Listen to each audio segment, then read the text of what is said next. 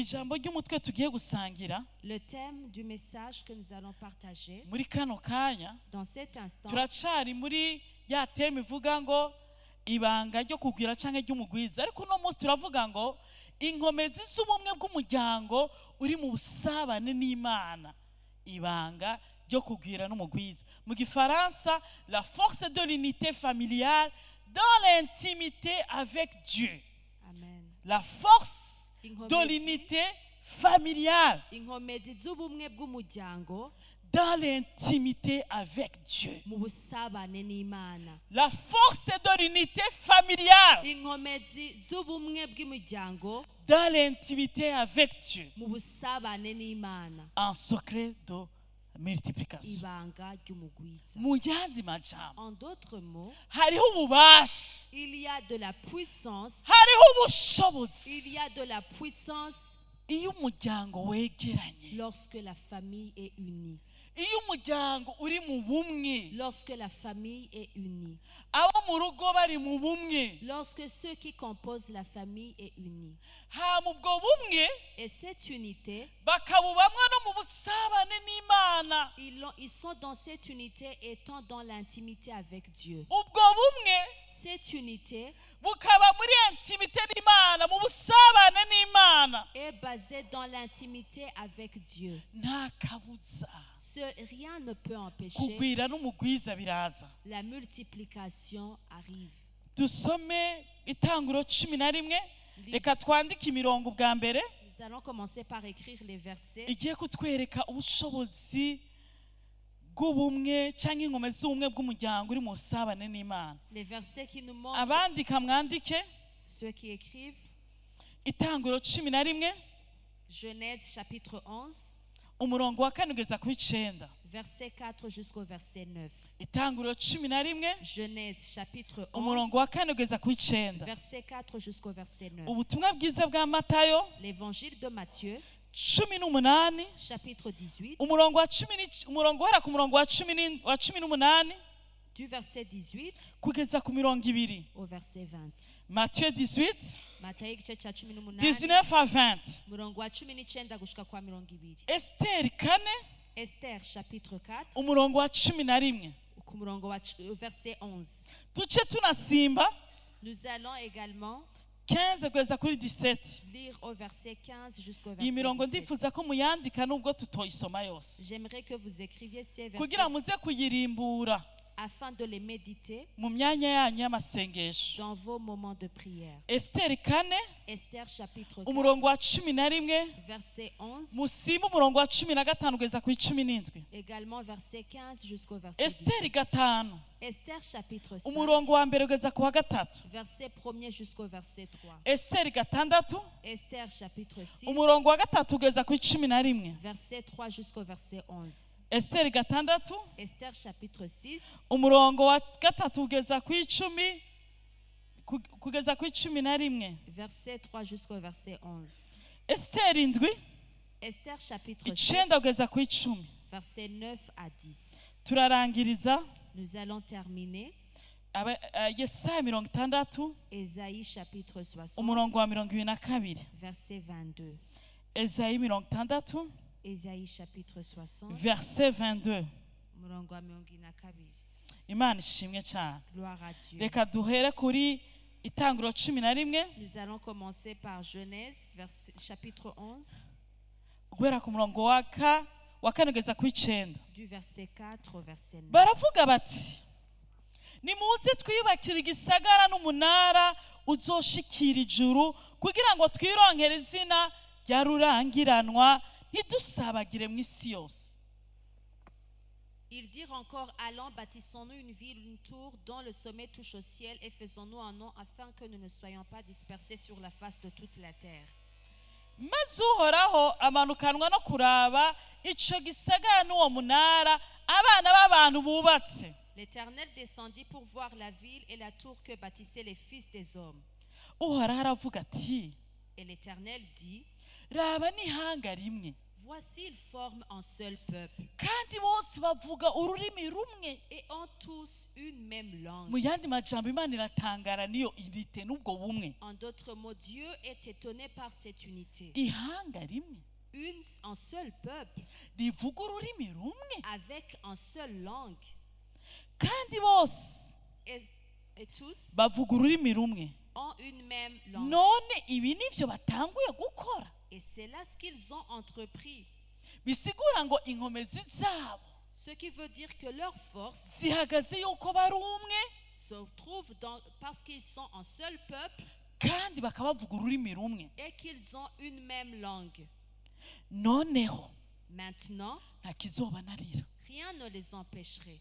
Le fait Kuba qu'ils sont unis kuba bari umwe et qu'ils parlent une seule langue, bakaba bavuga n'ururimi rumwe, nta kizobananira, rien ne va les empêcher nta de succéder. kizobananira. Rien ne va les vaincre. Kuba muri umwe Le fait que vous êtes un mukavuga seul ururimi peuple rumwe et que vous parlez une même si langue, kuvuga ikirundi mwese, ce n'est pas dire que vous parlez tous le Kirundi. kuko mwese mwovuga ikirundi mutavuga rumwe, Vous pouvez tous parler le Kirundi mais non pas avoir le même ariko kuba langage. bumva ibintu kumwe, Mais le fait que vous avez une même abo compréhension, bantu bahagurutse ces personnes qui se lèvent, ihanga rimwe un seul peuple, rivuga ururimi rumwe, avec une même langue, ryumva ibintu kumwe, qui comprennent les choses de la rihagurutse même gukora façon ikintu kimwe, et qui se lèvent pour entreprendre une seule chose, nta kizobananira, rien ne va les vaincre. nta kizobananira. Rien ne les vaincra. Ndashaka ku kantu gashire ku murongo. J'aimerais que tu soulignes cela. Erega nibagira ico biyumvira gukora, noneho nta kizobananira. Imana iti rero ko bankuyemo nta yindi solution, nuko ingo tumanuke tubiyoberanye ururimi rwabo ntibumvikane mu kuvuga kwabo. Nuko Uhoraho abasabagiza mu isi yose, baca baheba kubaka ca gisagara. Nico catumye izina ryaco ryitwa Babeli, kuko Uhoraho ariho yayoberanije ururimi rwabo mu isi yose, kandi ariho Uhoraho yabasabagirije mu isi yose. Allons, descendons et là confondons leur langage afin qu'ils n'entendent plus la langue les uns des autres. Et l'Éternel les dispersa loin de là sur la face de toute la terre, et ils cessèrent de bâtir la ville. C'est pourquoi on l'appela du nom de Babel, car c'est là que l'Éternel confondit le langage de toute la terre, et c'est de là que l'Éternel les dispersa sur la face de toute la terre. Matthieu 18 dusome tunyarukije. Lisons rapidement Matthieu 18. Handitswe gute ngo kandi ndababwira ukuri, uwo ni Yesu, kandi ndababwira ukuri Je vous le dis en vérité, yuko babiri muri mwebwe si deux parmi vous nibahuriza inama mu isi gusaba ikintu cyose, s'ils se mettent en accord pour demander une chose quelconque, babiri muri mwebwe si deux d'entre vous, nibahaguruka nk'umuntu umwe, s'ils se lèvent comme une seule personne, bafise iciyumviro kimwe, avec une même opinion, bavuga ururimi rumwe, avec un même langage, bahuje umutima n'inama, étant de même accord, hama bakanyasosiya jewe et qu'ils m'associent moi, bakanshiramo et qu'ils m'associent dans leur ico projet, bazonsaba cose tout ce qu'ils vont demander, data wo mwijuru azokibakorera, mon Père qui est dans les cieux leur accordera. kuko aho babiri canke batatu bazoba bakoraniye mu izina ryanje, Car là où 2 ou 3 sont assemblés en mon nom, nanje nzoba ndi hagati muri bo. je suis au milieu d'eux. Ku murongo wa 18 naho kuri verse ivuga ngo ndababwira ukuri, Je vous le dis en vérité, ivyo muzohambira mu isi vyose, ivyo muzoboha mu isi vyose, tout ce que vous lirez sur la terre bizoba biboshwe. sera lié. Igikuru nuko mubihambira muhuje umutima n'inama, L'important c'est que vous le liez étant de commun accord. kandi ivyo muzobohora mu isi vyose Et tout ce que vous délierez sur la terre bizoba bibohowe sera délié mu ijuru. dans le ciel. Imana ishimwe cyane. Gloire à Dieu. Iri jambo ry'umutwe riravuga ngo Le thème du message dit la force de l'unité familiale dans l'intimité avec Dieu. ubushobozi bw'ubumwe bw'umuryango mu busabane n'Imana. Mu yandi majambo, En d'autres mots, hariho inkomezi, il y a de la puissance, hariho il ubushobozi. y a de la force Iyo abantu bagiye babaye mu bumwe, lorsque les personnes sont dans l'unité, bakabona ikintu kumwe, qu'ils ont une même vision, bakavuga ururimi rumwe, qui ont un même langage bagakorera hamwe. et qu'ils travaillent en unité. Amajambo twasomye mu itanguriro, Les paroles que nous avons lues en Genèse, turabona umuryango, nous avons vu une famille. kuko isi yose yari ifise umuryango umwe, Parce que dans toute la terre, il y avait une famille. kuko ari umuryango uba ahantu hamwe. Parce que c'était en famille qui avait un même lieu d'habitation. Kandi uwo muryango Et cette famille wavuga n'ururimi rumwe. avait une seule langue. Ikindi naco, Une autre chose, bari bafise inkomezi kuko babona ibintu kumwe. ils avaient de la force parce qu'ils voyaient les choses de la même Hama manière. abo bantu bo mw'isi Et ce peuple du monde, bariyumvikanira, ils s'en sont mis en accord. baravuga ati reka tugire izina. Ils se sont dit, il faut que l'on ait un nom. Mugabo ntidushobora kugira izina Mais nous ne pouvons pas avoir un nom tutagize ikintu twubaka, sans faire une construction de quelque chose, tutaremye ikintu sans faire une création, kitirirwa izina ryacu, une innovation qui portera notre nom, kitazitirirwa Imana. qui ne portera pas le nom de Mu Dieu. yandi majambo murabizi neza En d'autres mots, vous le savez yuko bien, ijambo ry'Imana rivuga ngo que la parole de Dieu dit, Imana Dieu, niwe se w'imiryango yose yo mu isi yitirirwa. c'est à lui que toutes les familles du monde tirent le nom. Mugabo abo bantu Mais ce peuple, baravuga ati reka dukore ikintu kimwe ils se sont dit, nous allons entreprendre quelque chose de commun kizoduha accord, twebwe qui nous donnera, nous, izina, un nom.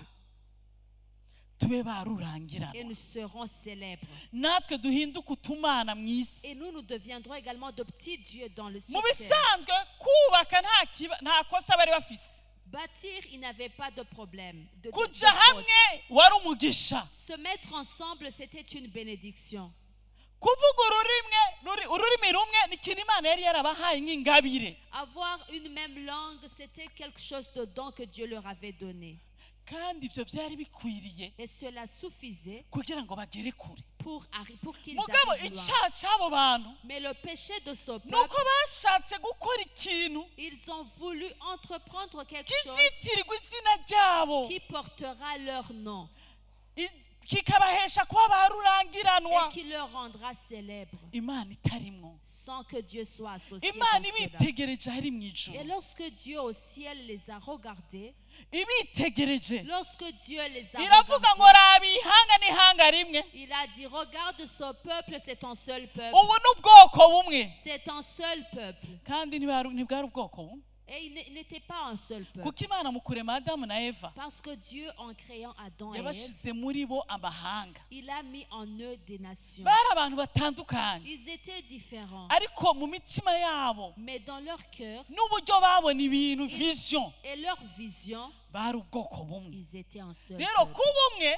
Être un ni seul peuple, kubona kumwe, mukavuga kumwe, mugahagurukira ikintu rimwe. c'est avoir une même vision, un même langage et se réunir pour une seule chose. Imana ibihe umuryango wawe, Que Dieu le donne à ta famille. Imana ibihe umuryango wawe, Que Dieu le donne à kuko ta niho hari famille. inkomezi Parce que c'est là où se trouve la force. zo gukomera k'umuryango. La force de la Kandi famille. umwansi arabizi, Et même l'ennemi le niyo mpamvu sait. atigera C'est abyemera pour cela qu'il ne le permet yuko jamais. n'abubakanye bacika umwe, Même bacitse umwe, pour que même ceux qui sont mariés bagira iyerekwa rimwe, aient une même vision. babona ibintu kumwe.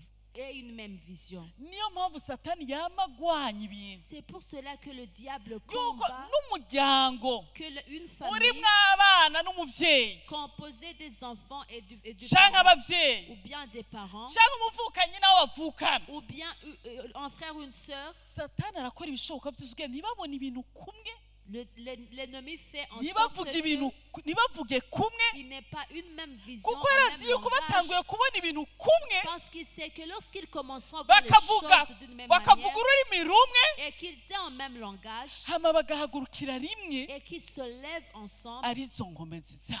c'est leur force. arizo nkomezi zabo. c'est leur force. Imana ngo Et ibitegereje lorsque Dieu les a iravuga ngo regardés, aba bantu il a dit au peuple, nta kizobananira na kimwe rien ne sera impossible à eux. nubwo bankuyemwo, Même s'ils m'ont écarté, nubwo bankuyemwo, même s'ils m'ont écarté, iri shirahamwe bagize leur unité, ryo kuba umwe leur décision Bagakorera de s'unir hamwe. et de travailler en équipe bakavuga kumwe et d'avoir une même langue, bazobigeraho, ils vont y arriver. bazoba abanyenkomezi, Ils seront forts. bazogera kure, Ils vont arriver à ibyo loin. bahagurukiye byose Tout ce dont ils entreprennent, bazobishikaho. ils vont y arriver. erega Imana yahagurutse Dieu s'est levé wa munara pour la tour, ugeze kure, alors que la tour déjà bisigura ngo était igikorwa construite. bari bakoze cyari kigeze kure. Ça veut dire que leur œuvre avait déjà de l'ampleur. aha niho uhora ugira confusion rero, C'est là où tu as de la ukavuga confusion. uti bajya abantu Tu nibasenga, dis, ces personnes ne prient pas. bari abantu bafise ingeso mbi, Ces gens ont une mauvaise conduite. mugabo Mais bari bafise ukuntu bahuza ibintu kumwe ils ont une façon de voir les choses de la même kandi manière. bagatera imbere Et ils sont kandi prospères. bagashika kure. Et ils arrivent loin. nta rindi banga, Ils n'ont aucun autre iriya secret. miryango usanga igira kure ikagaragara nk'abanyenkomezi mu kanya gato, Ces familles qui sont fortes dans un court temps, ariya mashyirahamwe cyangwa ry'amasosiyasiyo cyangwa ry'amaorganisme akomeye ntari buvuge, ces associations dont je ne peux pas parler agera ahantu ukamenga ni ibikomeye byo mu isi, semblent forts dans le monde. nuko bari umwe, C'est parce qu'ils sont unis. nuko babona kumwe, C'est parce qu'ils ont une même nuko vision. bavuga C'est rumwe. parce qu'ils ont un même kuko langage. iyo umugera wo kutabona kumwe winjiye mu muryango uwo ari wo wose, Parce que lorsque le virus de la division entre dans une famille, uguhona k'umuryango kuba kwinjiye. la destruction de la famille également arrive.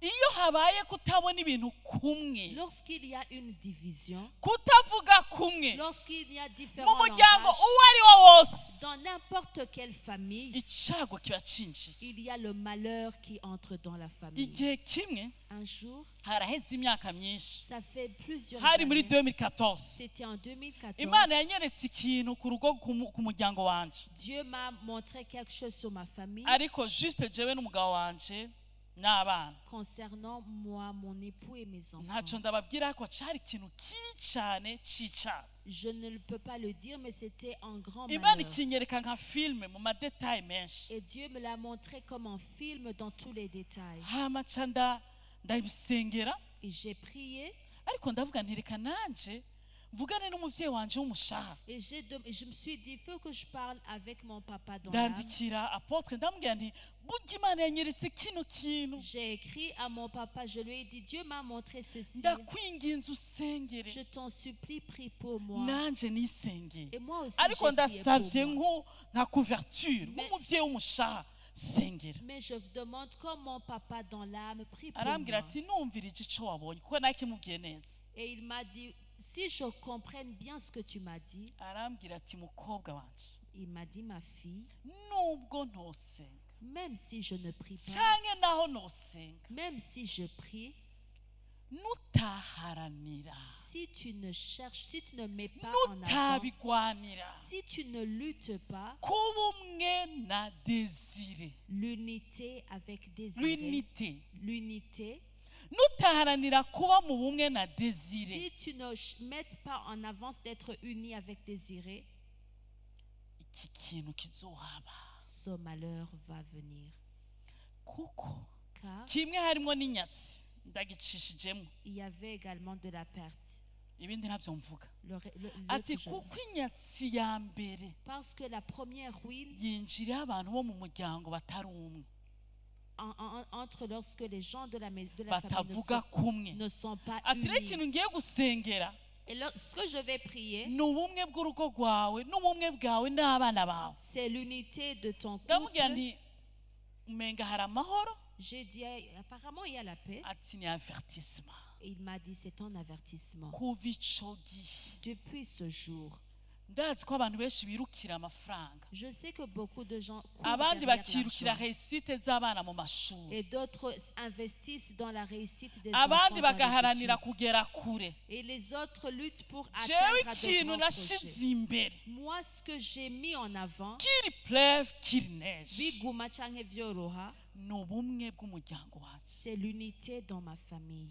kandi kenshi Et simvuga urugo rwanje gusa je ne dis pas mon couple seulement, ndavuga n'umuryango munini je parle également dans ma famille ndavuga élargie. n'ishengero Je parle dans l'église. kandi kenshi Et souvent, hari igihe binsaba ikiguzi ça me demande des fois un cyo kwemera sacrifice gupfa muri jewe d'accepter de mourir en cyo soi, kwihangana d'être patiente no kwigira akajuju rimwe na rimwe et des fois de faire comme si je n'ai rien vu souvent kugira ngo pour que imana Dieu, kugira ngo ubumwe bw'umuryango bukomere pour que l'unité de la famille soit imana iravuga consolidée. ngo Dieu dit, aba bantu ce peuple, icyo bahagurukiye ce dont ils se lèvent d'entreprendre, barakigeraho ils vont y arriver. mugabo Mais kuko batanshizemo parce qu'ils ne m'ont pas associé, kugira ngo kuko bashaka guhabwa izina parce qu'ils veulent se donner un nom jewe ntarimwo sans que je sois ko associé, bashaka kuba ba rurangiranwa abasitari parce qu'ils veulent devenir des stars, bahinduka abasitari jewe ntarimwo qui deviennent des stars sans moi. hari aho bageze Oui, ils ont atteint un certain niveau. hari aho bashitse Ils ont atteint un niyo certain mpamvu muhora niveau. mubona abasitari bakomeye C'est pour cela que vous voyez de grands stars, hari ahantu bagera ils arrivent à un certain niveau, hari ahantu bashika ils arrivent à un certain degré, bakaba rurangiranwa ils deviennent célèbres. kandi bamwe muri mwebwe mukabasenga bakahinduka abayidore banyu Et certains d'entre vous, ils deviennent pour vous des idoles. ariko kuko imana itabiri muri bo Mais puisque Dieu n'est pas dans leur kandi vie, bataba bayihaye et ikibanza puisqu'ils n'ont pas donné de la place à Dieu, amaheruka leur finalité, barakoroka ils connaissent la chute. niyo mpamvu C'est pour cela. niyo mpamvu C'est pour cela. ndashaka unyumve muri kino gitondo J'aimerais que tu me comprennes ce ubumwe matin. bw'umuryango L'unité de la famille butegerezwa kujyana n'ubusabane bw'umuryango hamwe n'imana yose w'imiryango doit être faite dans l'intimité avec le Dieu dont tire le nom toutes les familles. icyabaye kuri abo bantu Ce qui s'est passé à ce peuple, baciye binjira muri confusion ils sont entrés dans la confusion.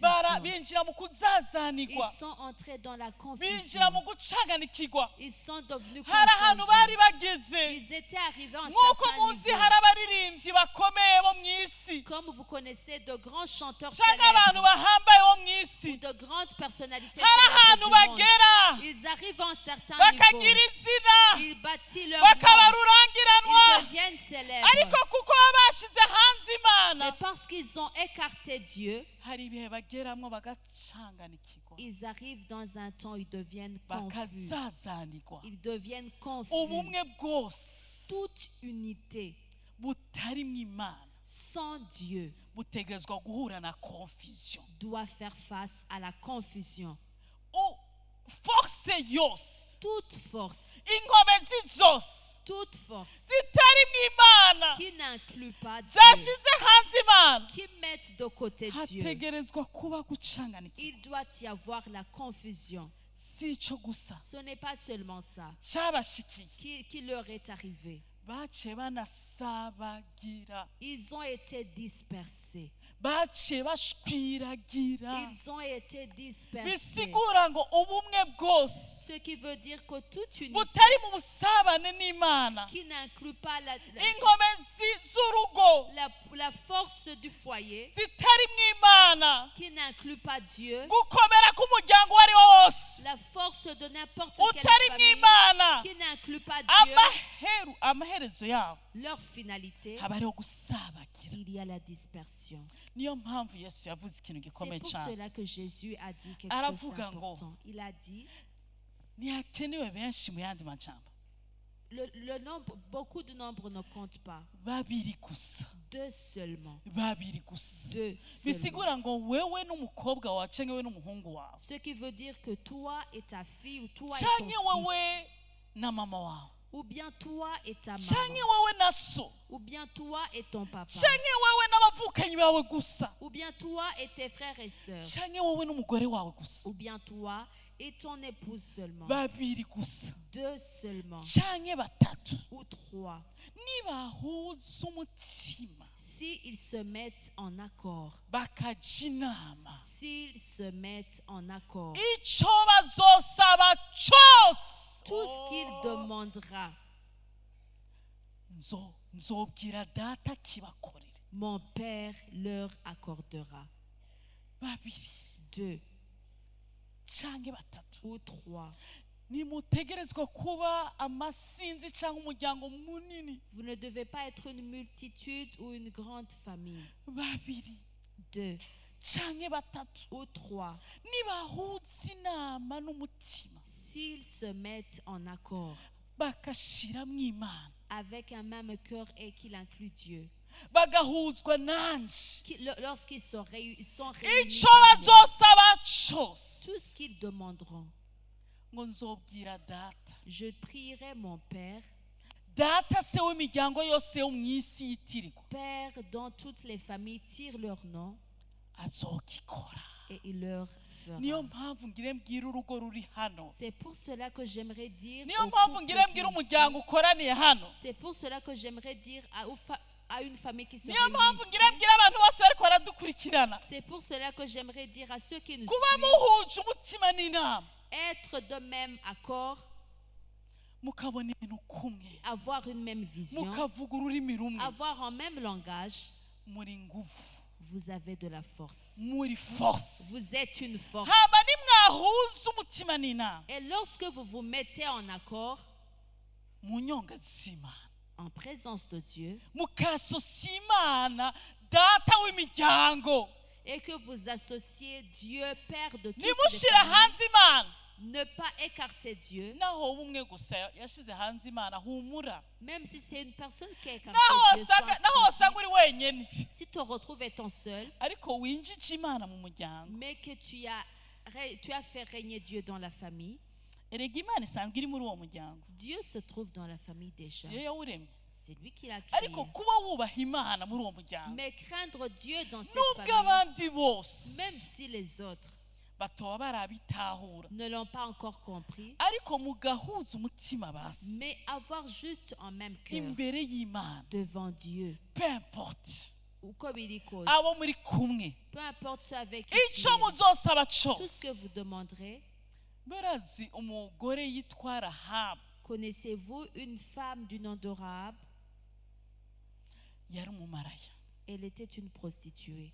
yari igicibwa muri sosiyete Elle était marginale dans la société. mugabo yari afise ukuntu abana n'ubumwe n'abantu biwe Mais elle avait de l'unité avec sa famille. kandi yaragiharanira Et elle a lutté pour l'unité. kuko igihe abatasi baza gutata Parce que lorsque les espions sont venus, binjiye mu nzu iwe ils sont entrés dans sa maison. hama uwo mugore Et puis la femme, aravuga ati aba bantu elle a dit, ces gens, numvise amakuru yabo j'ai entendu leur kandi histoire. bateje ubwoba Et ils ont inspiré abantu bo mu crainte gihugu cacu le peuple, les gens de mon pays. niyo mpamvu bose bahinda agashitsi C'est pour cela que tout le monde tremble. kuko imana nzima Parce que le Dieu vivant iri kumwe nabo est avec eux. jewe nanje rahabu Et moi, Rahab, ukomeze kose peu importe mon ukonsa statut, kose peu importe mon statut, nifatanya n'ibiri mu imana je m'associe avec ceux qui sont avec Dieu. aca abwira ba batasi Et puis elle a dit à ses ndazi ko espions, imana izobaha kino gihugu je sais que Dieu vous accordera ariko ce pays, munyemerere mais permets-le-moi yuko jewe muzonkiza que vous allez m'épargner moi. kandi si ico gusa Et ce n'est pas ça na seulement. data muzomukize Mon papa également, na vous allez mama l'épargner. mumukize Ma maman, vous allez l'épargner. n'abavukanyi banje mubakize Mes frères et sœurs, vous allez akubita l'épargner. lisite y'abantu bose Elle a fait toute une liste. kuko imana ari imana y'umuryango Parce que Dieu est un Dieu de la rahabu famille. yararokotse n'umuryango we wose Rahab a été sauvé avec toute sa famille. kandi bisigura ko abo bantu bose bavukana na Rahabu cyangwa inshuti ya Rahabu hari icyo bari bakoreye. Cela ne veut pas dire que les parentés d'Arabe avaient Ubwoko fait quelque bw'Imana. chose au peuple de Dieu. Ni nk'uko Imana yakijije Nowa C'est de la même manière que Dieu a sauvé ikamukiza Noé n'umuryango wiwe avec sa famille ku bwa Nowa. grâce à Noé. Ni nk'uko Imana yakijije Aburahamu. C'est de la même manière que Dieu a sauvé No, Abraham. Imana yakijije Loti Dieu a sauvé Lot ngo kuko yibutse Aburahamu. parce qu'il s'est souvenu de Abraham. Ngo Imana yibuka Aburahamu ikiza Loti. Dieu se souvint d'Abraham Icyo et tudashobora gukora sauvera Lot. gusa Ce que nous ne pouvons pas ni faire, ukubinjiza mu ijuru. c'est leur faire entrer au Ariko hari ciel. isezerano rivuga ngo Mais il y a une promesse qui dit, niwakizwa ukizera si tu crois et que tu es sauvé, uzokizwa n'ab'inzu yawe tu bose. seras sauvé Rero ngire avec ta mbabwire famille. imiryango mufise Imana J'aimerais dire aux familles qui ont Dieu, naho yoba ari wowe wenyine même si ça serait toi seulement, ukaba ufise Imana rurema, si tu as Dieu le Créateur, haranira ubumwe, recherche l'unité, haranira gusenga, recherche la prière Imana izorokora. et Dieu va délivrer. Ubumwe bw'umuryango L'unité familiale mu busabane n'Imana dans l'intimité avec Dieu burokora umuryango, délivre la famille, bukagura umuryango, élargit la famille, bugatera umugisha umuryango, donne la bénédiction à la famille, bukagwiza umuryango. multiplie la famille. Turabona inkuru ya Esiteri, Nous voyons l'histoire d'Esther. Esiteri 4, Esther chapitre 4. turaza kuhasoma honyine, Nous allons lire uniquement là-bas. iyindi mirongo mwayiyandikiye. Les autres versets, vous les avez écrits. Esiteri 4 Esther chapitre 4. verset 11 Esther chapitre 4, verset 11. niho dusoma, hama dusimbe kuri 15. Esther chapitre 4, verset 11. Hariho umugisha w'umuryango ugiye hamwe Il y a la bénédiction dans une famille qui se met en unité kandi winjiye mu busabane n'Imana. et qui sont dans l'intimité avec Dieu. Naho yoba ari mutonyi wawe, Même si ça serait ta petite sœur, nubwo ton petit tubasenga frère, cyane, même s'il ne prie pas beaucoup, nimuhuze umutima n'inama muje imbere y'Imana. soyez dans le même cœur et allez devant Dieu. Hari ibihinduka mu muryango, Il y a la transformation hari dans la ibigiye famille. guhinduka. Il y a ce qui va être transformé dans la Turahera famille. kuri 11. À partir du verset 11. Aterega abamenyekana b'umwami bose n'abantu bo mu bihugu by'umwami barazi yuko umuntu wese ari umugabo cyangwa umugore yosanga umwami mu karusha adahamagawe, hari icyagizwe kimwe gusa kuri bene uwo, ni kwicwa. Shita umuntu umwami atunze inkoni y'inzahabu y'ubugabe bwiwe, bibaye bityo uwo ni wakira. Ariko jeho maze iminsi 30 ntararengukishwa n'umwami. Dusimbe kuri 15 kugira ducungure umwanya. Maze Esiteri arabatuma yishura Moridekayi ati genda ukoranirize hamwe abayuda bose bari Shushani, mwisonzeshe ku bwanje, mumare iminsi 3 ku murango no mwijoro mutagira ico murya canke munwa. Uwo n'umwamikazi, nanje twe n'inshoreke zanje tuzokwisonzesha. Ntitubarungitse kwisonzesha mwebwe gusa, Nous ne vous envoyons pas, jeûnez-vous seulement. naje umwamikazi Moi aussi, la reine, n'inshoreke et mes servantes, tugiye kwinjira muri iyi union de prière, tugiye kuja mu bumwe bw'amasengesho. tugiye gusangira namwe amasengesho, mpeze mbone gushikaho umwami ari, nahari uguca mu cagezwe, kandi namba ndamukiwe no gupfa mpfe. Nuko Moridekayi aragenda akora byose nk'uko Esiteri yamugeze. Dusimbe tuje kuri verset twahawe uyu mwaka. Imana ishimwe cyane. Amen. Lisons au verset du thème de l'année. Esaïe 60 verset 22. Yesaya 60 igice ca 22. Amen. Reka turahera ku murongo wa mbere.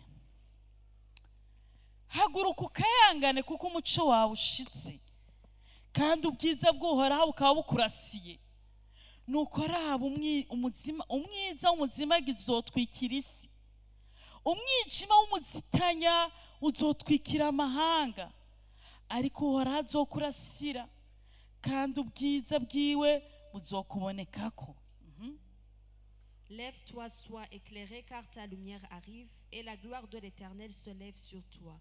Voici les ténèbres couvrent la terre et l'obscurité les peuples. Mais sur toi, l'Éternel se lève, sur toi, sa gloire apparaît. Des nations marchent à ta lumière et des rois à la clarté de tes rayons. Verset 22. Inkengego izovamwo igihumbi Le plus petit deviendra en milliers kandi nyarucari. et le moindre Ya miryango mwamuvuga ngo irasuzuguritse irakengerewe, twebwe ntibanadutumira ntibanatwibuka. Jewe ngira abana nanciye mu muryango umuntu akidodomba. Umviriza, Écoutez bien, inkengego izovamwo igihumbi le plus petit deviendra en milliers kandi nyarucara azoba ihanga rikomeye. et le moindre une nation puissante. Jewe uhoraho nzobishitsa n'ingoga Moi, l'Éternel, je hâterai ces choses igihe nigishika. en leur temps. Imana ishimwe cyane. Gloire à Dieu. Hariho n'amajambo Hana yavuze. Il y a également les paroles que Anne a dit. Imana ishimwe cyane. Amen. Amen. Samuel 2 Samuel wa mbere igice cya kabiri kuva ku murongo wa 5. Reka ndavuga B. Mbere uwahora ari ingumba vyayindwi, uwavyaye benshi arakabiranye. Uhora ni watuma umuntu apfa kandi watuma abaho. Ni wamumanukana ikuzimu kandi wamukurayo. Uhora ni wamukenesha kandi wamutungisha. Ni wamucisha bugufi kandi wamushira hejuru. Ni wakura umugorwa mu mukungugu agashira hejuru umukene amukuye mu mwavu, kugira ngo abicarikane n'abahambaye. Imana ibahezagire cyane. Imana ishimwe cyane. Gloire à Dieu. Izi nkuru dusomye za Esteri L'histoire que nous venons de lire d'Esther, n'umuryango w'abayuda c'est une famille juive bari baratwawe nk'inyagano qui avait été déportée mu comme gihugu esclaves cy'amahanga. dans un pays étranger. Bari nkehwa muri ico gihugu Ils étaient moindres dans ce pays kandi bari barabaciye intege et on les avait découragés kuko barabaja. parce qu'ils étaient des esclaves. Amashuri yabo ntacyo yarakimaze, Leur éducation n'avait plus de ubuhinga valeur. bwabo canke amatara yabo ntacyo yarakimaze. Leur talent ne servait plus à rien. Zari nkengerwa muri ico gihugu. Ils étaient moindres dans ce Bari pays. banyarucari, Ils étaient plus petits ariko dans hari ce pays. ikintu bari bafise. Mais ils avaient quelque chose. Bari bafise Imana rurema Ils avaient Dieu le Créateur. kandi baba mu busabane n'Imana yabo. Et ils étaient dans l'unité avec Dieu. Umviriza kino gitondo, Écoutez ce matin. birashoboka yuko ubuzima bwawe, C'est possible que ta vie, birashoboka yuko umuryango wawe, c'est possible que ta famille, birashoboka yuko we n'abawe c'est possible que toi avec mugaragara les tiens, nk'ibiciga canke abantu bakumiwe, vous êtes comme des marginaux. mugaragara nk'abanyarucari, Vous ressemblez à ceux qui sont moindres. mugaragara nk'inkengerwa. Vous ressemblez comme plus petits. Ariko nimba Mais si Imana ari Imana yanyu, Dieu est votre Dieu, ijambo ry'Imana riravuga ngo la parole de Dieu dit, harahiriwe heureux, abantu bazi Imana ya Yakobo, bafise Imana ya Yakobo nk'umutabazi. heureux ceux qui ont le Dieu de Jacob comme celui qui les Muri délivre. Daniyeli hakandikwa ngo Et dans Daniel, abazi il est écrit, Imana yabo bazoshikama. ceux qui connaissent leur Dieu seront fermes. Shubaho mw'isi Ce qui veut dire qu'il n'y a pas de la bénédiction sur terre nko kugira Imana. plus grand qu'avoir Nta Dieu. migisha dufise mu buzima. Nous n'avons pas de Imana bénédiction dans la yaraduhaye vie. abagabo beza, abandi baha abagore beza. Dieu nous a donné de bons Imana maris, les autres des belles yaraduhezagije femmes. abana beza. Dieu nous a donné de beaux enfants. Imana yaraduhezagije abavukanyi beza. Dieu nous a donné de bons frères et sœurs. Imana yaraduhezagije inshuti nziza. Dieu nous a bénis avec de bons Imana parents. yaraduhezagije abagenzi beza. Dieu nous a bénis avec Ariko de ngira bons nkubwire amis. ntibihagije. Mais j'aimerais te dire, cela ne suffit pas. Ikigira agaciro Ce qui a de la valeur, ni kugira Imana, c'est avoir Dieu. ni kugira Imana. C'est avoir Dieu. Uwo muryango wari nkengerwa, La famille qui était plus petite, wari umuryango usuzuguritse, c'était une famille ariko sous-estimée, abana mu busabane n'Imana. mais qui était dans l'unité avec Kandi Dieu. ico bapfuye n'umugabo witwa Amani, umwansi w'Imana, Et ce qui leur a créé le problème Pourquoi- avec l'ennemi, leur ennemi Aman, kuko yashaka kwigira akamana ngo bamusenge. il voulait se faire un petit Dieu pour qu'il le prie, Nk'uko hari abantu bama bashaka kubasenga, tel qu'il y a des gens qui veulent que tu les pries, uhemukire Imana yawe que tu sois infidèle devant kugira ngo Dieu, ukore ivyo bagomba. afin de satisfaire leurs désirs. ntuzovyemere Ne l'acceptez pas. kuko imana itagutabaye nta muntu Parce agutabara. que si Dieu ne te délivre pas, Imana nul ne peut te itagushize hejuru délivrer. nta muntu agushira Si hejuru. Dieu ne t'élève pas, nul ne Imana peut t'élever. itakwibutse nta muntu akwibuka. Si Dieu ne se souvient pas de toi, nul ne peut se Mordecai souvenir de toi. aravyanga. Et puis Mardochée l'a refusé. ariko Hamani Mais Aman, kuko yari azi ko ashoboye byose parce qu'il se croyait tout puissant kandi yari umuntu akomeye, et il était fort, yari yarahawe ubutware bwose il avait reçu toute la royauté n'umuampereur Asewurusi. grâce à l'empereur Assuérus. aca avuga ati bariya bantu Il a dit au peuple bafise ibyagezwe byabo, qui ont leur propre bafise loi, imana qui yabo ont leur ukuntu propre Dieu, batampfukamira, qui ne s'agenouillent reka pas tubice devant moi. tubahonye, Nous allons les reka extrémiter. tubagire nabi. Nous allons leur faire du mal. kandi Et abikorana mu bumwe n'abenegihugu b'ico gihugu, il s'est uni avec le peuple de ce pays. kandi yongera abikorana mu bumwe n'umwami Ahasewurusi. Il a également fait dans l'unité avec l'empereur bisigura ko yari Assuérus. afite force, Ce qui veut dire qu'il avait de la force. muga hari ikintu yari abuze. Mais il manquait quelque chose. yari abuze imana, Il manquait Dieu. yari abuze imana. Il manquait Dieu. yari afise umwami amusinyira, Il avait un roi qui signe ses yari propos. afise umwami yamwemereye kubahonya, Il avait l'accord du roi de détruire le peuple. ariko imana Mais Dieu, ituma umuntu abaho Dieu qui fait qu'une personne vive, igatuma umuntu apfa. ou bien qui a le pouvoir de le faire mourir, Imana itungisha umuntu le Dieu qui enrichit une kandi ishatse personne, ikamukenesha. et s'il le veut, il appauvrit également. Imana ikura umuntu mu cyavu Dieu qui tire une personne de la poussière ikamwicarikana et qui n'abahambaye. le fait asseoir dans de Imana bonnes ikura places. umuntu mu bugumba Dieu qui tire une personne de la stérilité ikamuha kuvyara indwi. et qui lui donne d'enfanter sept. Imana ibona ivy'iherezo mu itanguriro. Le Dieu qui voit la fin d'une chose dans Imana son ivuga commencement. bikaba. Le Dieu qui ordonne et Imana cela itegeka existe. bigakoreka. Le Dieu qui ordonne et cela existe. Wagera he Où irais-tu utari kumwe nayo? sans être avec lui? Nawe ufise inkome zingana gute, Même si tu aurais une grande force. Imana ivuze stop, Si Dieu dit stop, stop bibaye stop nyene, tu t'arrêtes.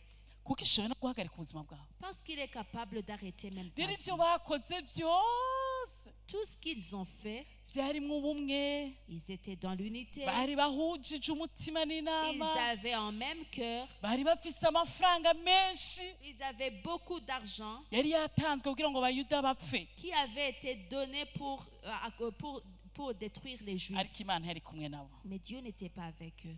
Niho Mordecai C'est là où Mardochée yegera Esiteri s'est approché d'Esther ati gira ico et ukoze, lui a dit, fais quelque gira chose. ico ukoze Fais quelque chose kugira ngo ubwoko bwawe, pour que ton peuple, umuryango pour wawe que ta famille utabagwe. soit délivrée. Kino gitondo Ce matin, ngire nkubwire, j'aimerais te dire, ntiwiyakire, n'accepte pas ta situation. ntiwemere ko Satani akuvogera, N'accepte pas que le diable kandi prenne ufise Imana conquête. rurema. Alors que tu as le Dieu créateur, Gira ico ukoze, fais quelque chose. gira ico ukoze, Fais quelque chose. haguruka Lève-toi. hamwe n'Imana yawe, Avec ton Dieu, murashoboye. vous êtes capable. Ntabwo muri nkengerwa Vous n'êtes pas moindre kandi ntabwo muri ba nyarucari, et vous n'êtes pas plus petit. kuko Imana ya majorite Parce que le Dieu de la iri majorité kumwe namwe. est de votre côté. Gira ico mukoze. Faites quelque chose.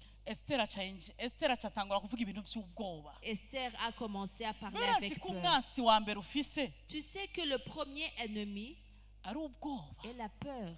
Urazi ko umwansi wa mbere ufise ari ubwoba. Tu sais que ton premier ennemi est la peur. Wowe uzi ko umwansi wa mbere ufise ari abakwanga, Tu sais que ton premier ennemi est ceux qui te détestent, ari abakugwanya. ceux qui sont en train de Ariko te ngira nkubwire ko combattre. umwansi wa mbere ufise n'ubwoba. Mais j'aimerais te dire que ton premier ennemi, c'est la Ubwoba peur. bwa kazoza, La peur de l'avenir, ubwoba bw'ejo, la peur du ubwoba bwo lendemain, gutinya abantu. la peur des gens. Ngira nkubwire ko muri Bibiliya Dans la Bible, ijambo ntutinye le mot ne crains rien ryanditswe est écrit inshuro 365. 365 Bisigura ko fois. buri Ce munsi, qui veut dire que chaque matin, buri munsi chaque jour, hariho ijambo ry'Imana il y a la parole de Dieu rikubwira ngo qui te ntutinye. dit ne crains rien. ntutinye Ne crains rien. ntutinye. Ne crains rien. Esiteri rero Esther, aravuga ngo maze iminsi 30 il a dit, ça fait 30 ntabona jours umwami, que je ne suis pas kandi hari présenté devant le icyagezwe roi. Et il y a un édit du kivuga roi ngo qui dit, umuntu wese ashikira umwami atamurengukishije toute personne qui va vers le roi sans aca qu'il le fasse abakondane, plaît, il est condamné. ahubwo n'abakondane gusa aca yicwa. La personne n'est pas condamnée seulement, mais la personne est tuée. Ngo ariko Mais, nimunkoranirize abayuda bose rassemblez-moi tous les Juifs. twinjire mu bumwe, Nous allons nous réunir. twinjire mu bumwe. Nous allons faire Bagabo muri l'unité. ko muranyumva, Hommes qui m'écoutaient, bakore muri ko muranyumva, femmes qui est en train de mwabana muri m'écouter, ko muranyumva, enfants qui est en train ikintu de mwabuze m'écouter. mu ngo zanyu, Ce que vous avez manqué ikintu dans mwabuze vos mu miryango familles, yanyu ce que vous avez manqué dans vos ni familles, ubumwe c'est l'unité bwo gusengera hamwe, de prier ensemble, bwo kunwana n'Imana hamwe. de communier avec Dieu Nico ensemble. mwabutse. C'est ce que vous avez Jewe manqué. Imana Moi, Dieu, ndabivuze imbere yanyu, je le dis, je le dis ingabire devant nama vous. nifuza Le don que je ni ikintu désire mparanira kandi kiratugora kenshi mu muryango wanjye, et que je lutte pour la chose no mu pour rugo kwa laquelle je pasiteri cherche, kirabagora. qui est difficile même dans la famille du Gusengera pasteur, hamwe. c'est prier ensemble. Ariko nimba hari ikintu, Mais s'il y a une chose, nimba hari ikintu, s'il y a une chose, nimba hari ikintu s'il y a une chose kindutira amamiliyaridi mu rugo rwanje, qui a de la valeur nimba hari plus que des ikintu milliards, s'il y a quelque kindutira chose shoteme y'umugabo we yombwira, qui a de la valeur plus que le je t'aime de mon mari, nimba hari ikintu s'il y a quelque chose cyandutira abana banje kumbwira mama sheri, qui a de la valeur plus que d'avoir les appellations de Nikuza maman chérie mu venant bumwe. de mes enfants, c'est venir dans l'unité, mu bumwe se réunir dans l'unité imbere y'Imana devant yanjye. Dieu.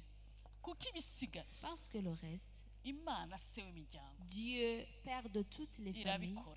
il le fait. Nayo uyu mugabo ni mwiza, Mon mari, il est beau, ariko amaboko ye bagera hagufi. mais ses mains sont courtes, sont limitées. N'aba bana banje ni beza, Mes enfants sont kandi également uratwara bons. ifitiye benshi kandi bankunda mana yanje Vous we. savez que j'ai beaucoup et qui m'aiment. Ni ukuri nimba ari umuntu yahezegewe abana ndimo bahezegewe, S'il y a ceux qui ont été bénis par les enfants, baranyiyumviraho ils pensent à moi, pastor, pasteur, mama, maman, agatoro, le carburant, mama, maman, ii, ceci, ii. cela. Ariko Mais tutariko duhuza umutima si nous n'avons pas le même imbere cœur y'Imana, devant Dieu, nobabura ndababona. je peux les perdre alors que je suis en train de les voir. Ikintu cyonyine dufise, La seule chose que nous avons, ikintu cyonyine nifuza la seule chose que je désire, ni ubumwe bw'umuryango wanje, aho ugera hose c'est l'unité de ma famille mu busabane n'Imana nzima. dans l'intimité Kuko avec iyo Mana le Dieu ikibikora, vivant. Parce que ce Dieu le fait, ikibishitse ce Dieu kandi l'accomplit. tubonera kure aho tutabona, Et il voit loin de ce que nous voyons. kandi ikatugwanira intambara tutarabona. Et il combat les mbe murazi ko combats que nous famiye hari n'avons pas ukuntu ihora ija combattus. hamwe, Vous savez que des fois la famille se réunit, bihora bishika iwacu, ça arrive chez nous, tukagwana intambara mugabo zatwinjiranye.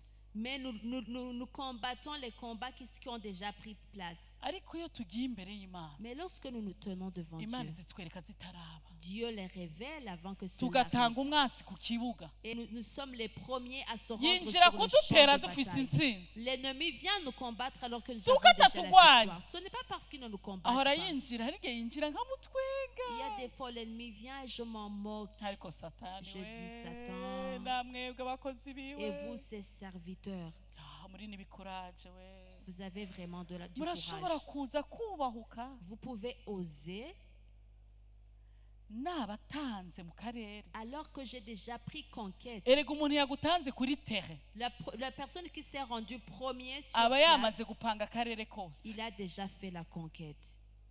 Aya masengesho La prière y'imiryango, pour les familles mwinjire mu karere ko mu buryo bw'impemu, faisait la conquête spirituelle.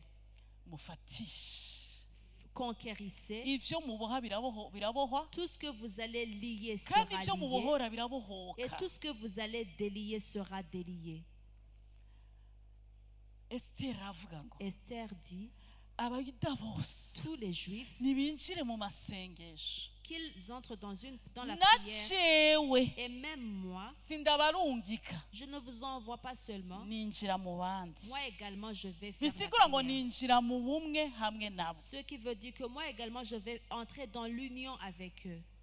Dusenge Nous allons prier. Nous twisonzeshe. allons faire le jeûne. Inyuma y'amasengesho Après la prière, Bibiliya tubwira ku munsi ugira gatatu la Bible nous dit qu'au troisième jour, biri muri Esiteri igice cya gatanu. cela se trouve dans Esther chapitre 5. Icagezwe n'icyahindutse. L'édit du roi n'a pas changé. Icyari cyaravuzwe yuko Ce qui avait été dit, ugisanze umwami mu karuhuko atabihawe uruhusha yicwa. que celui qui va vers le roi sans être appelé par lui va être Ntibigeze tué. babihindura. Cela, on ne l'a pas changé. Hariho abantu mukeneye ko ibintu byose bibanza bigahinduka mu isi. Il y a des gens qui attendent que les choses soient changées dans le monde. Nimba hari ikintu kiri tetu S'il y a quelque chose qui ne change pas, ni isi. c'est le monde.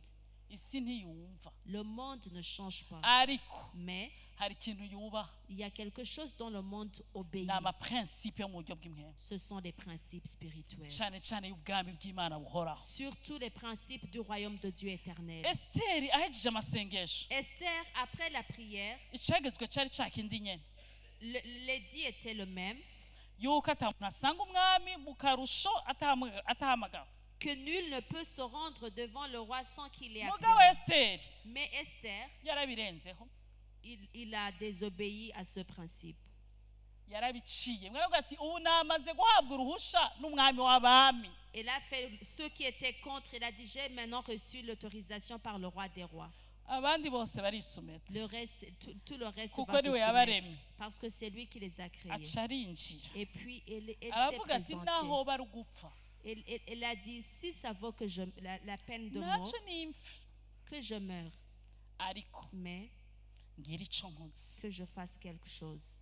Amaze gushika Après s'être présenté devant le roi, kubw'amasengesho y'ubumwe, grâce à la prière dans l'unité, ivyagezwe ntivyasubiye kugira ububasha. toutes les édits n'ont pas encore eu le pouvoir. Condamnation yaciba sans effet. La condamnation est devenue sans effet. Hariho ibikurondera kugwa, hari ibigucira urubanza, Il y a des condamnations. hari ivyacira urubanza ubuzima bwawe ko ataho Il uzogera, y a ceux qui condamnaient ta vie disant que tu n'iras hari nulle part. ivyacira urubanza ingo zacu yuko ataho tuzoshika n'ibindi Il y a vyinshi. ceux qui condamnaient nos familles disant que nous n'arriverons nulle part. Hari ivyacira urubanza ishengero, Il y a ceux qui condamnaient l'Église. ariko Mais ubumwe mu masengesho l'unité dans la prière buhindura ubusa rend nul et sans effet toute forme de condamnation. ibiregovyos. Ubumwe mu masengesho L'unité dans la prière buhindura ubusa anéantit, rend nul et sans effet toute forme de condamnation. ibiregovyos. Ikindi kigira kabiri cyakoretse, Deuxième chose, ashikiriye umwami arrivé devant le roi, yaciye ahabwa faveur. elle a reçu la faveur. Haleluya. Amen.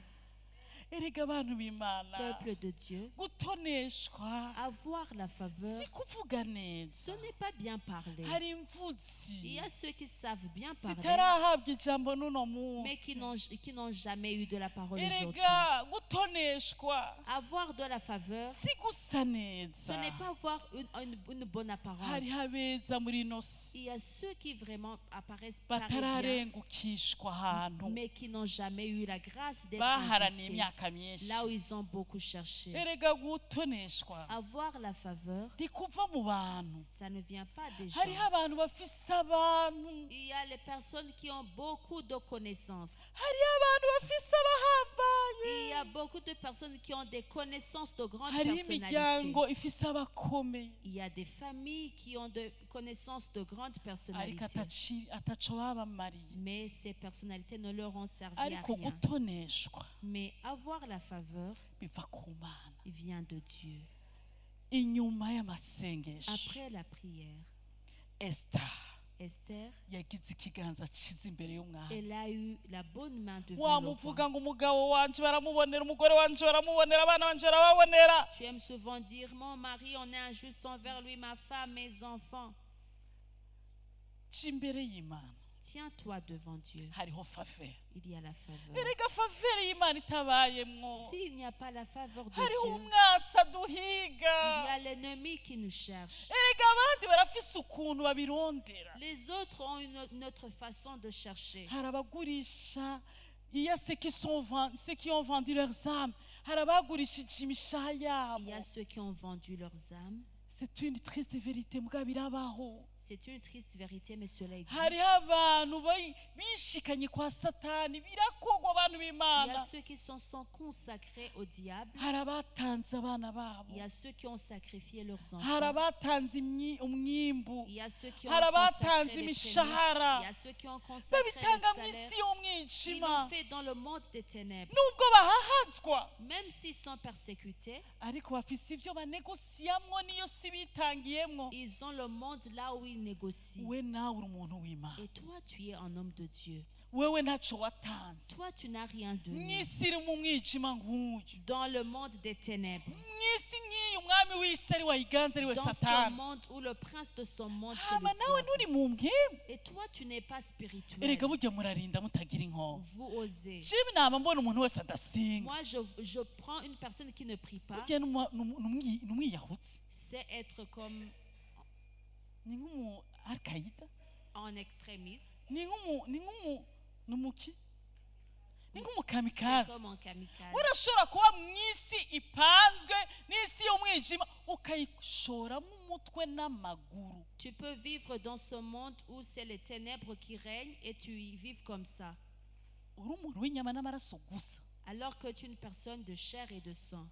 nibyo hariho abantu bahezagirwa C'est vrai, il y a ceux qui sont bénis. kuko bafise ba sekuruza babo na ba se bapanze akarere imbere yaho gato. Parce qu'ils ont leurs grands-parents, leurs parents qui ont bien préparé le chemin pour igihe eux. so wawe yariko ashikanira abapfumu n'abarozi bobo ba sekuru babo ariko batanga ivy'icumi bapfukamira Imana nzima. Lorsque ton papa sacrifiait ses offrandes aux sorciers, leur papa faisait des offrandes, donnait des dîmes. uriko wishinga aba bana ba se wabo na ba sekuru babo bubasha Imana. Tu veux juste suivre ces gens dont leurs parents ont obéi Dieu, igihe nyoko na so yari mu bapfumu, alors que à ton époque, ton papa et ta maman leur suivaient hamukibaza les ko ibintu sorciers. byose binyerera, Et tu penses que toute chose se passe ibintu rapidement, byose byikora. que toute chose s'opère facilement. erega isi imwemu irakora, Le monde spirituel agit. erega isi imwemu irahari. Le monde spirituel existe. gutoneshwa La faveur kuva ku Mana, vient de Dieu. kuva ku Mana. Vient de Dieu. gutoneshwa La faveur, yaciye agira ikiganza cyiza. elle a eu une bonne main. ikigira gatatu Troisièmement, caciye gikoreka une troisième chose qui s'est passée, uwamureze Moridekayi son oncle Mardoché yari agira abambwe ku giti cyamaze no gushingwa. allait être pendu sur un bois qu'on avait également déjà préparé. byari byarangiye, C'était déjà fini, ariko ku bw'amasengesho mais yakozwe mu bumwe, grâce à la prière faite dans l'unité, mu gishingo cyo kwicwa, au lieu d'être tué, au lieu de la mort, ahubwo aca arinjira muri elevation, il a connu l'élévation. aca yinjira muri gloire. Il a connu la glorification. amaboko yomyishe Les mains qui allaient lui faire périr, niyo yamudugije ku ifarasi. ce sont les mêmes mains qui lui ont élevé sur le char. sinzi kuri Je ne sais kuranyumva. pas si tu me comprends bien. Moridekayi Mardoché, yari ku rubanza rwo kumanikwa n'igiti cyamaze gushigwaho, c'était déjà décidé qu'il soit pendu sur un bois. byaragiye, C'était déjà fini. nta n'umwe ari gushobora kubihagarika. Et nul ne pouvait l'arrêter. ariko Mais ku bw'amasengesho grâce à la prière, umwami aca buri tiro. l'empereur a manqué le sommeil. none burya ninde ahora dutuma dusinzira, Qui fait que nous ayons le sommeil? ninde atuma tuvyuka. Qui fait que nous nous levions? burya mwese naho mwashizemo amararme Vous tous, même si vous avez mis des alarmes kugira ngo muze muri culte ya mbere, pour venir dans le premier culte, burya uramaze kubona alarme ivyura uwapfuye. avez-vous déjà vu une alarme réveiller en mort?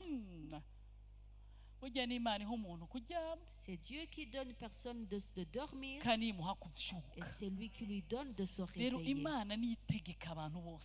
C'est le Dieu qui ordonne toute Inyuma personne. y'amasengesho Après la prière, umwami aburitira. l'empereur manqua le Kuko sommeil. Imana yirirema le vouloir le faire. Kuko ari Imana irema gushaka Iravuga no ngo gukora. nimuzane ngo ibyakozwe ku ngoma yanje. Amener le livre de chronique de tout ce qui s'est passé. Ngo hacaba icibutso acabona yuko Moridekayi yigeze kumutabara. Et puis il a vu que Mardochée un jour lui a Kandi délivré. atampera bigeze bamuha. Et qu'on ne lui a pas donné une récompense. Bantu b'Imana. Peuple de Dieu. Iyi si nta ciza ifise itanga. Le monde n'a rien de bien à donner. Iyi Ce monde nta ciza ifise itanga. n'a rien de bien à donner.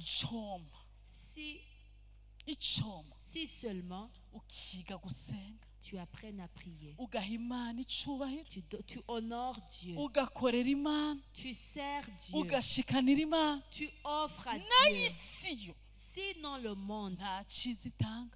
elle n'a rien à donner. Bisigura ngo isi iguhaye ikintu Ce qui veut te dire que si le monde te donne quelque chose, aba ari Imana yategetse. c'est Dieu qui a ordonné. Isi wayikorera Tu peux servir le monde, ariko mais ukarinda upfa urusha atacikuyemo. mourir dans la peine sans rien Iyi si avoir. wagira neza abantu, Dans ce monde, tu peux faire du bien aux wagira personnes. neza abana Tu wabyaye. peux faire du bien aux Abavyeyi enfants. muzi ko muzogira neza abana banyu ngo babibuke. Parents, vous qui croyez que Oh. vous allez faire du bien à vos enfants pour qu'ils se souviennent de vous. Pole sana. Désolé. Abana bari mu isi. Les enfants sont dans le monde. Mudamu wirigura urakora ivyo ukora ngo umugabo wawe ngo aze gushimira. Dame, tu fais tout ce que tu fais parce que ton mari va te Pole sana. remercier. Désolé. Umugabo bari mu isi. Ton mari se trouve dans le monde. Mwabagabo Vous, hommes, mukora iyo bwamye ngo abagore banyu babashimire. vous faites tous les sacrifices Muramba possibles pour que vos femmes vous Abagore remercient. banyu bari mu isi. Je suis désolée. Isi. Vos femmes se trouvent dans le monde. Mwabavyeyi mwabana mukora ibintu Les byose abavyeyi enfants, banyu vous faites toutes les choses pour vos parents. bari mu isi. Ils sont dans le monde. Isi Le monde nta ciza itanga. n'a rien de bien à donner. Ariko Mais Imana Dieu, irashobora gutegeka isi il peut ordonner au monde n'uri mu isi et toute personne qui se trouve dans le monde akagira icyo akoze. de faire quelque chose. Isi Le monde nta ciza itanga, n'a rien de Ariko bien à Imana donner. Mais Dieu, irategeka isi. il ordonne le monde. Moridekayi yari yarakoze ibintu byinshi, Mardochée avait fait beaucoup de choses, ibintu bikomeye cyane cyane. surtout de grandes Urazi choses. gutabara umwami wowe? Savez-vous sauver Urazi l'empereur? abantu watabaye wowe? Souviens-toi des personnes que tu as sauvées. Ndazi ko hari abantu benshi muciye mukomereka ngaha, Je sais, beaucoup de personnes tu as secouru. Il y a des kuko wibutse personnes, abantu benshi watabaye. tu te rappelles des personnes que tu Jewe as kera nahora secouru ndavyibuka et tu es nkacambabara blessé. Des fois, je me souvenais de cela et j'étais blessée. nkababara. J'étais triste. Iyi si Le monde, iyi si ce monde, ariko Imana mais Dieu, iyo itegetse isi lorsqu'il ordonne le ntawe monde, utagukorera, nul ne peut arrêter de manquer ntawe de te servir. utagukorera. Amen. Umwami acavuga ati ubu nyene Le roi a dit, uwo muntu tout de yahawe suite, iki? quelle est la récompense qu'a reçue la Ati nta na personne? kimwe. On a dit, n'a rien reçu. None nta na kimwe. Atumviriza, ninde ari mu kigo kuko Imana yabitegetse. Parce que Dieu l'avait ordonné. n'Imana ibirema, C'est le Dieu qui le crée. n'Imana ibikora, Et c'est le Dieu qui le n'Imana réalise. ibishitsa. C'est le Dieu qui l'accomplit. Ndakwinginze, J'aime, je te supplie. izera Imana kubw'umuryango wawe. Crois Dieu pour ta famille. Je Ndakwinginze, t'en supplie. jya imbere Imana kubw'umuryango wawe. Tiens-toi devant Dieu en faveur de ta famille. Ndakwinginze, Je t'en supplie. hanga amaso Imana kubw'umuryango wawe. Confie-toi à Dieu pour ta famille. Umwami ati umva, Et le roi ninde a ari dit, mu kigo? qui se trouve dans la cour. Ati Amani, abantu bo mu bwami ati ni Amani nyene niwe ari mu kigo. C'est Aman qui se trouve dans la cour. Amani rero ngo yari aje kumusaba Et Aman venait faire la réclamation kugira ngo Moridekayi abambwe. pour que Mardochée soit pendu. umwanya Amani yinjiye Et le temps que Aman entre kugira ngo asabe Moridekayi, pour demander, réclamer de Mardochée, niwo mwanya Imana ibujije itsiro. C'était le même moment où Dieu avait fait manquer le Bantu sommeil. b'Imana ngo dusengere imiryango twizeye gusa. Venez, prions pour les familles Ijambo avec ry'Imana foi. yavuga muri Ecclesiastes La parole de Dieu dit dans ngo nk'uko Ecclésiaste, utazi inzira y'umuyaga, de la même manière que tu ne sais pas la direction du nk'uko vent, utazi amagufa y'utwaye inda ingene de la yiyunga, même manière tu ne sais pas comment les os ngo se niko forment dans le utazi sein de la igikorwa mer. c'Imana nzima. C'est de la même manière que tu ne connais pas Bantu l'œuvre b'Imana, du Dieu Tout-Puissant. bireke Abandonne. bireke fata inzira bishaka, Laisse que cela prenne la direction qu'il bireke. veut. Laisse. Ariko dusenga Mais prions mu bumwe, dans l'unité, twizeye Imana, dans la foi, duhanga amaso, ayant les regards à Dieu, tudahanga amaso ivyo tubona. sans fixer les N'ivyo regards à ce que nous twumva. voyons ou ce que nous Mu entendons. mwanya Amana aje gusaba Au Moridekayi, moment où Mardochée venait réclamer, où Aman venait réclamer niwo Mardochée, mwanya nyene c'est le même moment. Asuerus akavuga ninde ari mu rugo, Assuérus demandait qui est dans la cour. ati ni Amani, C'est Aman. ati nyaruka Amani, Aman vient vite. ataramwemera nuko avuga, Avant même de lui donner la parole, ati umuntu umwami akunze ninde. que fait le roi à la personne qu'il aime? Amani ati mu mutima ati nta wundi ni Et Aman jewe, disait, ah c'est moi, c'est hari moi. uwundi muntu yokundwa atari Il y a une jewe. autre personne qui puisse être Ntiyamenya aimée ko seulement. amasengesho yahinduye ibintu. Il ne savait pas que la prière avait changé les circonstances. Ab'isi bazi ko ibintu byose bifata kuru yavyo. Ceux du monde savent que les choses doivent prendre leur cours. Ab'isi bazi ko uruzi rwama rutemba kujya nyene. Le monde croit que toujours la mer coule de la même, dans la même Ab'isi bazi ko direction. ikiyaga cugaye kiba cugaye. Ceux du monde savent que si le lac est fermé, c'est Ariko fermé. ntibazi ko hari iyindi force naturelle. Mais ils ignorent qu'il y a une autre force Erega kuba surnaturelle. mu bumwe dufatanije na force y'Imana duhinduka force surnaturelle. Étant dans l'unité avec la force de Dieu, nous Niyo devenons mpamvu une bantu force b'Imana surnaturelle. sinigera ncika intege mu C'est buzima. pour cela que je ne suis jamais découragée dans la vie.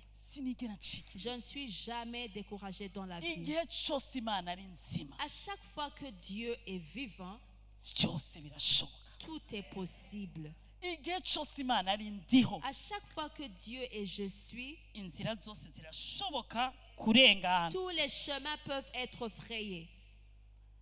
Ati umuntu umwami akunze La personne que le roi apprécie, yo yambara impuzu z'umwami, il porte les vêtements du roi. aca atangura kwiyumvira ibintu byose Et byamunezera. il a commencé à penser ceux qui allaient lui faire Niyo plaisir. mpamvu mwe musengera abansi banyu burya n'umugisha wanyu hajya ntavyo mwoze. C'est pour cela, priez pour vos ennemis, ce sont vos Jewe bénédictions. abansi banje bakomeye bambereye umugisha. Moi, mes ennemis qui ont été une bénédiction pour moi, Jewe abansi banje bakomeye moi, mes grands ennemis, nibo bambereye ce umugisha. sont eux qui sont devenus mes Kandi niyo mpamvu bénédictions. nabuze urwango wo kubana. Et c'est pour cela que j'ai manqué la Kuko haine. ibikomeye byinshi uretse ko Imana imbuza kwankana. Si ce n'est Kuko que Dieu ibikomeye m'empêche byinshi la haine. nagezeho Parce que les grandes choses que j'ai, n'abansi banje babisunikiyemo. ce sont mes ennemis qui m'ont poussé à le faire. Kandi benshi ntabo muzi nimukabamenya. Et beaucoup de ces personnes, vous ne les connaissez pas.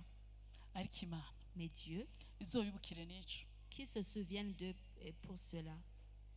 Atumviriza. Il a dit, écoutez, Bambara impuzu nziza.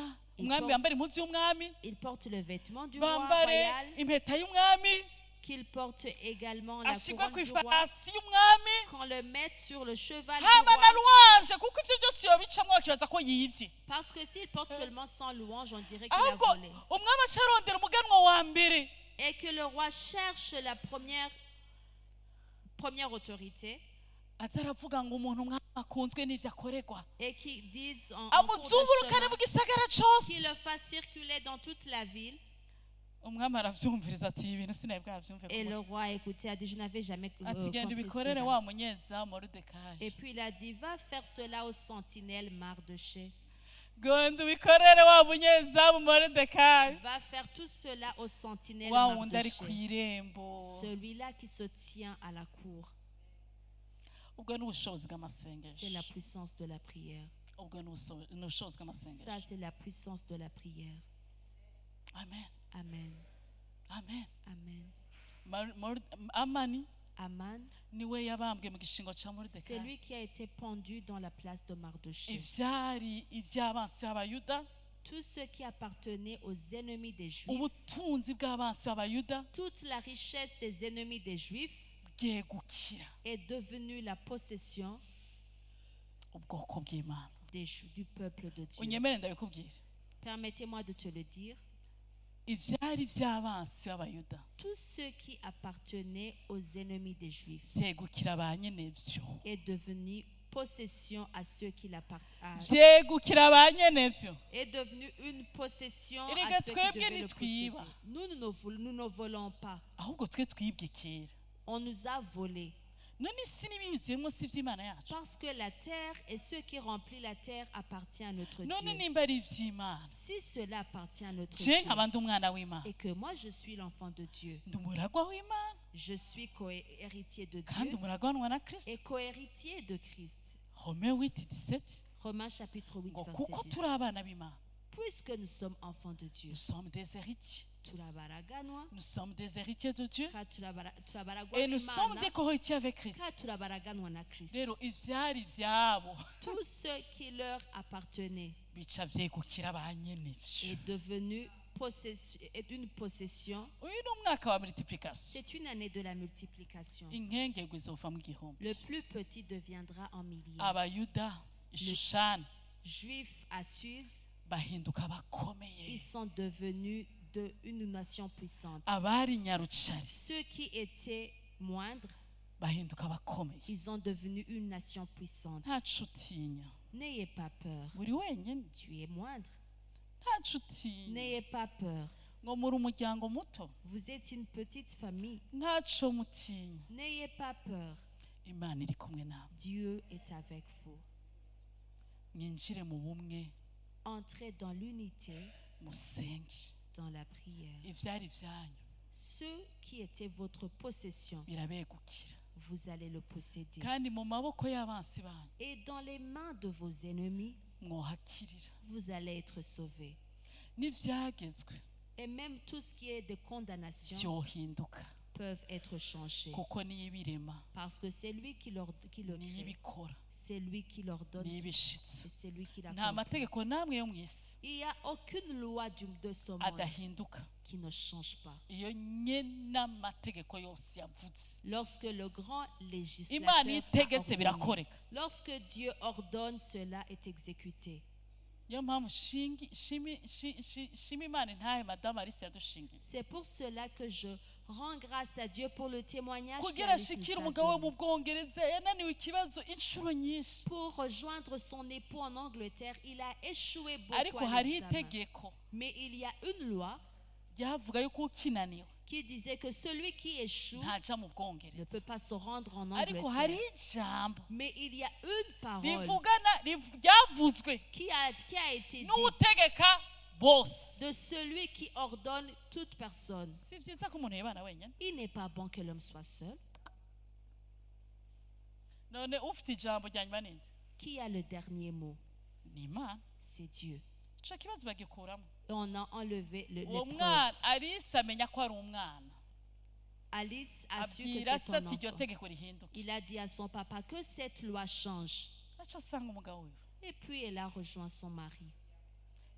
ivyari vyaranditswe Tout ce qui avait été écrit, yuko badashobora kuvyara qui ne peuvent pas avoir des umugabo enfants. atavyara Son mari umugore est stérile, atavyara. sa femme est stérile. baja imbere y'imana Ils sont tenus mu devant Dieu. bumwe nk'umugabo n'umugore Dans l'unité en tant qu'homme et femme. twese twinjira nawe ndibuka 40 jours imwe twasengeye hamwe Je me rappelle 40 jours où nous avons prié ensemble birahinduka et cela a changé. arasama Elle est tombée enceinte. avyara abana batatu Elle a enfanté 3 enfants. hariho amategeko yo mu isi Il y a les lois du monde, ariko hari imana iri hejuru ya mais vyose il y a un Dieu qui est au-dessus de toutes choses. twinjire mu masengesho Entrons dans la prière. imana Que ibahezagire Dieu vous bénisse. basabe tufatane ibiganza Nous allons nous tenir la main. ndabasabe twese tufatane ibiganza Nous allons nous tous nous tenir la main. amen twese dufatane ibiganza umuntu wese afate mugenzi we Que chacun prenne la main de celui qui est à côté tugiye de gusenga lui. twese duhuje umutima Nous n'inama allons prier nous tous de commun accord. imana ishimwe cyane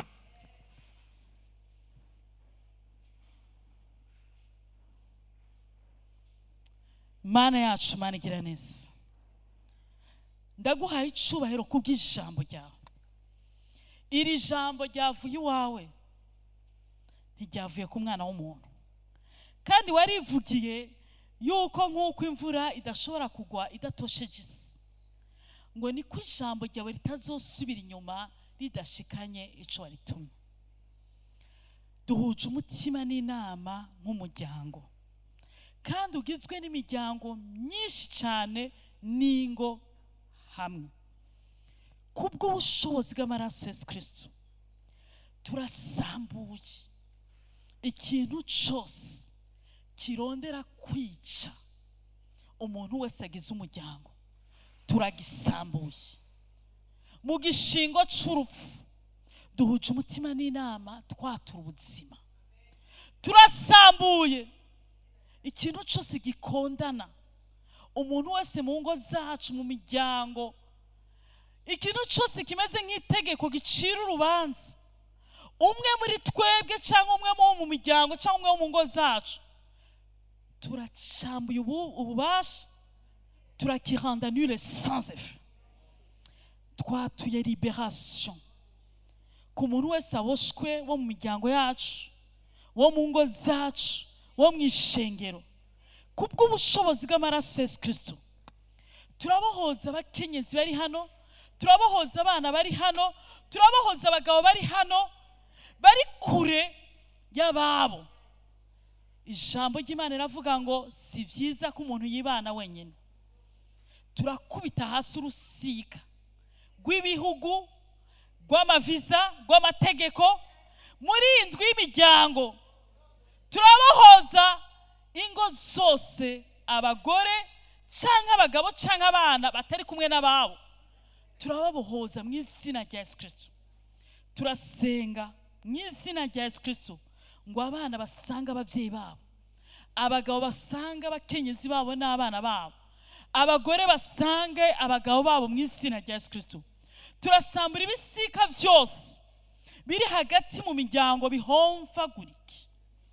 Turasenyura ikintu cyose cyatandukanye abubakanye, cyatandukanye ababyeyi n'abana, turagisenya mu izina rya Yesu Kristo. Turasenga ngo imitima y'abana igaruke ku babyeyi, nk'uko ijambo ry'Imana rivuga ngo imwemu yari muri Eliya ngo ni imwemu isubiza imitima y'abana ku babyeyi.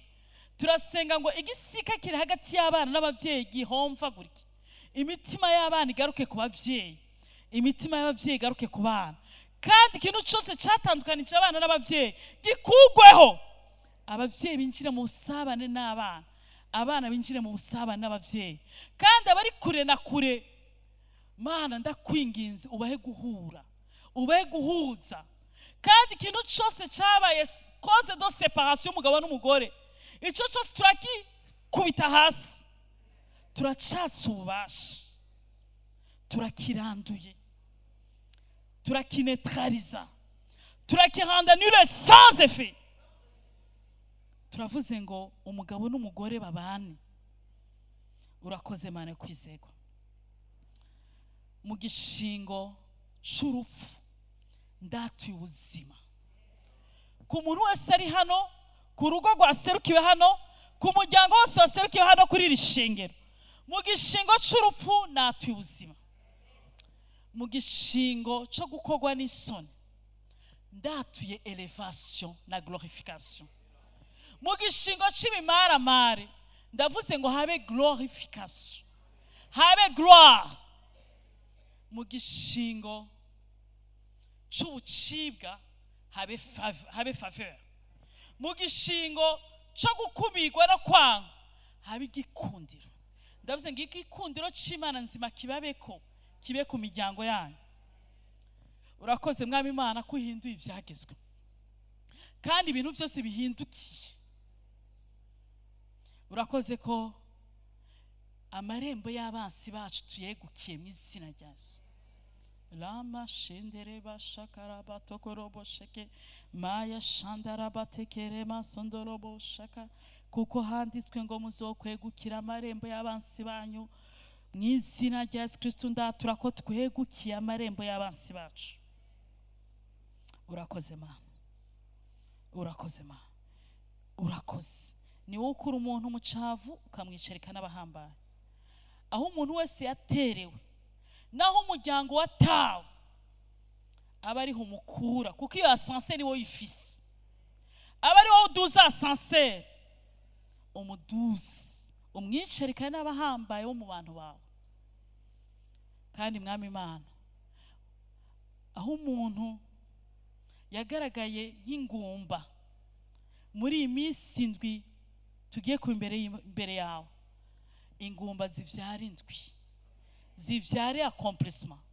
Ugaragara nk'ingumba wese mu buryo bw'impemu, muri destiny, mu mubiri, mu ifadika, umuntu wese yagaragara nk'ingumba yahura na improductivité cyangwa amashirahamwe yari yarahuye n'ubugumba mu gihugu no mu gihugu cacu, habe productivity, habe umwimbu. Kandi mwami dusengera igihugu cacu iyi minsi indwi, habe kwagukirwa mu gihugu, habe productivité, habe gutabagwa, habe gushitswa amasezerano mu izina rya Yesu. Amen.